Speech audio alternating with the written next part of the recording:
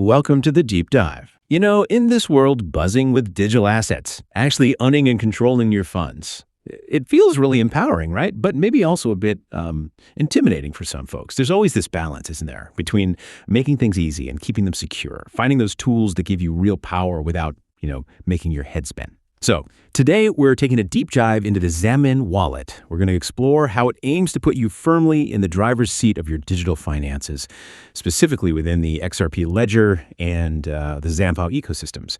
Our mission here is pretty straightforward. Unpack its core features. We're talking self-custody, security, how it plugs into the ecosystem, even take a look at how it, keeps the lights on its business model. Think of this as your shortcut to understanding a pretty powerful tool for managing digital assets.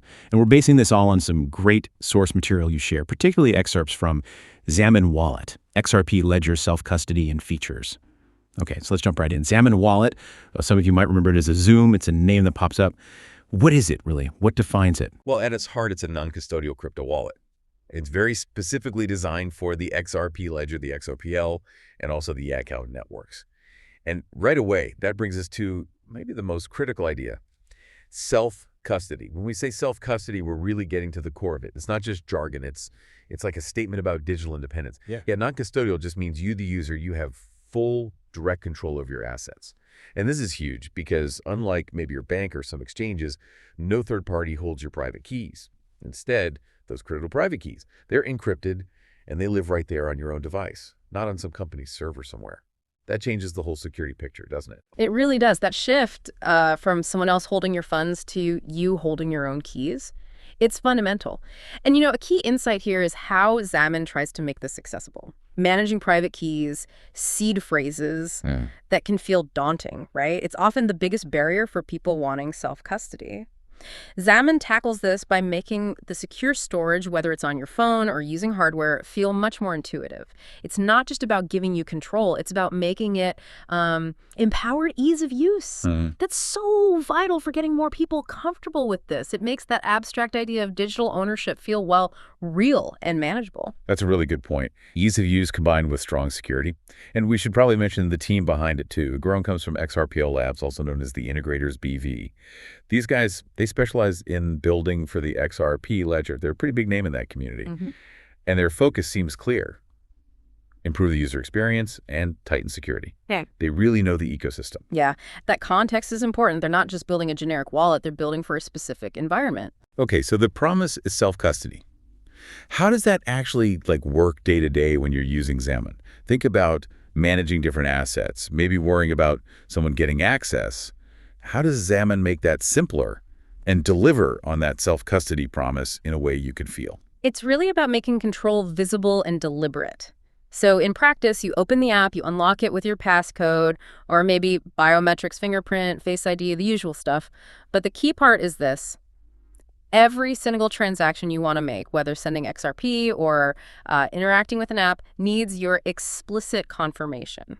Okay, so it's not just a notification you might swipe away. Exactly. It's a deliberate step. You have to actively approve the movement of your funds. This stops any kind of sneaky background stuff or accidental sends. It puts you right in the decision loop for everything going out. That builds confidence, You're actively managing things, not just watching. Yet active participation sounds key. And it's not just for XRP itself, right? You mentioned it's an all-in-one experience for both XRPL and Jahao. What does that actually mean for a user? Well, stepping back a bit, this deep integration into specific ecosystems like XRPL and Jahao, it really streamlines things. Think about the alternative needing 5 different wallets for different tokens or networks. Each one looks different, works differently, has its own security quirks. Yeah, that gets messy fast. Right. It's confusing, inconvenient, and honestly, probably less secure because there are more places for things to go wrong. Xaman avoids that by focusing on these 2 related ledgers. You get one interface to manage your XRP, other tokens issued on the XOPL, assets on Jahao, all tailored to how those networks actually work. It just cuts out a lot of complexity. And here's something that sounds really useful, especially if you're managing, say, different pots of digital money. Xaman lets you create new XRPL accounts or even import ones you already have, all inside the same app. That seems like it could make managing different funds way easier. Oh, absolutely. And it's not just about convenience. There are strategic benefits too. Instead of logging in and out of different places, you have one central hub. Think about separating funds, maybe long-term savings here, a trading stash there, maybe something for a specific project. Makes sense. It allows for much better organization, clearer oversight, all while keeping that self-custody for each separate account. It's kind of like having several secure vaults, but you access them all with one trusted key without compromising the safety of each individual one. Okay, so it's clearly more than just a place to hold assets. It's positioned as a secure gateway. You mentioned access to XRPL services and third-party tools, these X apps. What does that really let users do? How does it expand what the wallet is? Yeah, this XApps idea is pretty important. It bridges the gap between just holding coins and actually using the blockchain ecosystem. With XApps, you're not just sitting on your funds, you're interacting with the network's utility. Imagine using a decentralized exchange, or maybe participating in governance, or trying out new DeFi things. Right from the wallet. Exactly. Directly from the secure environment of your Xaman wallet.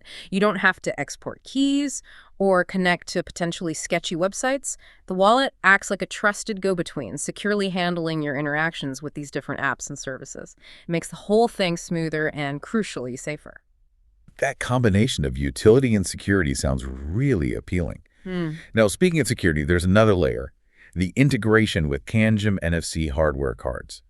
For someone maybe nervous about seed phrases and all that, just tapping a card on your phone sounds, well, pretty simple. Does that help bridge the gap to hardware security? It absolutely does. I think this Tangem integration is a brilliant example of combining software convenience with really robust hardware security. Yeah. The critical thing, the part you really need to grasp, is that these cards have a special chip inside. That chip generates your private key and it securely stores it. Okay. Meaning the key never leaves the card. It's never exposed to your phone's software, never touches the internet directly. That massively cuts down the risk of software hacks. Wow. And yes, the user experience is dead simple. To approve something, you just tap the card on your phone. That physical action makes it feel real, clear, reassuring. It takes away a lot of that fear factor around digital security. That is elegant, making top-tier security feel like an everyday action. So with all these features, the security, the ecosystem access, what does it cost? How does an app like Xaman sustain itself and keep developing? That's a fair question, and one users definitely think about. The good news is the core Xaman wallet app itself is free.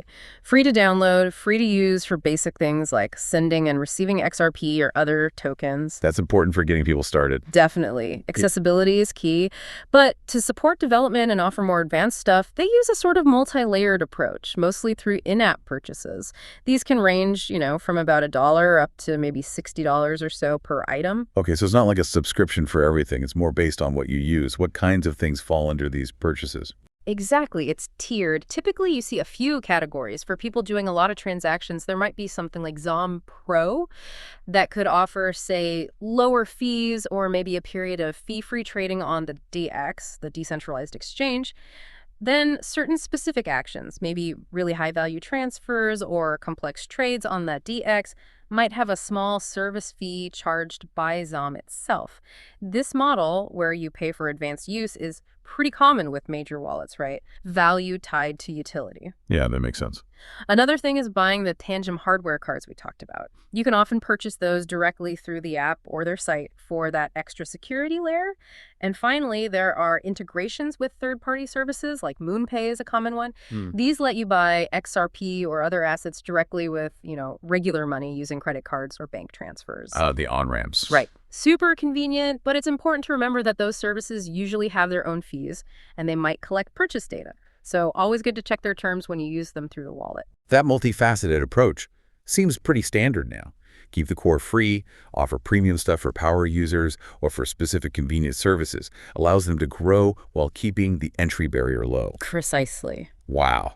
Okay. What a journey today. We've gone from the nuts and bolts of self-custody and that physical security of the Tangem cards, all the way to the convenience of having everything for XRPL and Xiahao in one place, and even how they structure their business to keep it all running.